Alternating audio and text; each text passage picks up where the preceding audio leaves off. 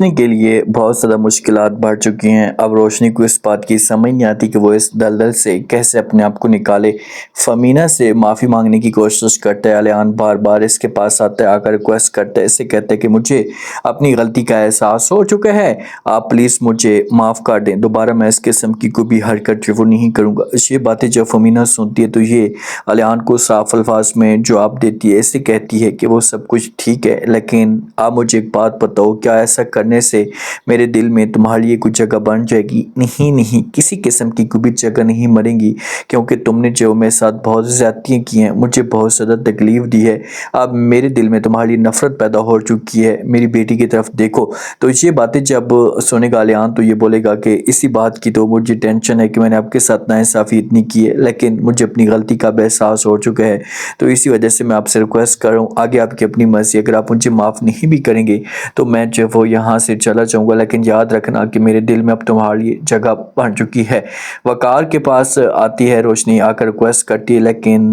وقار صاف الفاظ میں انکار کر دیتا ہے، بہت زیادہ روشنی اداس ہونا شروع کر دیتی ہے۔ تو وجی بھائی جو ہوتا ہے یہ روشنی کو جب دیکھتا ہے اس طرح پریشان، تو اس کے پاس آتا ہے، آ کر بات کرتا اور کہتا ہے کہ دیکھیں کہ کسی نہ کسی مقام پہ تمہاری غلطیاں بھی بنتی تھی، جس کی وجہ سے آج سب کچھ ہوئے، اگر تم ایسا نہ کرتی نا تو کبھی بھی ایسا نہ ہوتا، آپ نے یہ بات نہیں چھپانی تھی، اگر ایسی کوئی بات تھی تو آپ شیئر ضرور کرتی۔ تو یہ باتیں جب یہاں پر سنتے ہیں روشنی تو یہ کہتی کہ بس جو کچھ بھی ہو جائے، جو ہونا تھا وہ تو ہو چکا ہے، لیکن اب میں ان معاملات کو سلجھانا چاہتی ہوں، میں وقار کے پاس جا کر بات کرنا چاہتی ہوں، کیونکہ میرے دل میں کسی قسم کی کوئی منافقت نہیں تھی، تو آپ لوگ پلیز بات کریں اس کے ساتھ۔ جو ایما ہوتی ہے نا، ایما سوچوں میں گم ہوتی ہے، ایما کو تو اپنی پڑ چکی ہوتی ہے، وجی اور فمینہ دونوں ایما کے پاس جاتے ہیں، جا کر بات کرتے ہیں، کہتے ہیں کہ دیکھیں کہ یہ تمہاری وہی آپی ہے جس کے ساتھ تم نے اتنی بڑی ناانصافیاں کی، جس کو اتنی بڑی تم نے تکلیف دی ہے، تو آج تمہارا حق بنتا ہے کہ آپ کم از کم اس کے ساتھ جائیں، جا کر بات کریں اور اس کے معاملات کو سلجھانے کی کوشش کریں،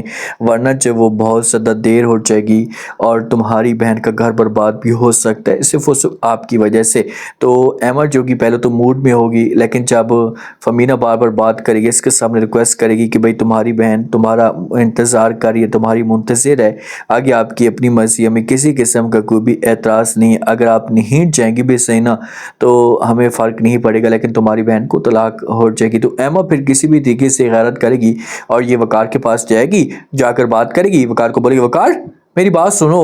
میرا یقین کرو، اس میں کسی قسم کا کوئی قصور نہیں ہے، روشنی کا جو بھی تھا یہ ثاقب کی چال تھی، تو آپ اس سے جو معاف کر دیں۔ وقار یہ بات سنے گا تو یہ صاف الفاظ میں انکار کر دے گا، ایسے بولے گا کہ اب بہت دیر ہو چکی ہے اور معافی خانہ ختم ہو چکا ہے، میرے دل میں اس کے لیے کسی قسم کی کوئی بھی جگہ نہیں ہے، بہتر یہی ہوگا کہ آپ لوگ جو مجھے ڈسٹرب مت کریں۔ تو ایما جو کہ یہ بولے گی کہ میں آپ کے سامنے ثاقب کے ثبوت رکھوں گی، آپ کو یقین دلاتی ہوں کہ اس میں جب وہ قصور ثاقب کا روشنی کا نہیں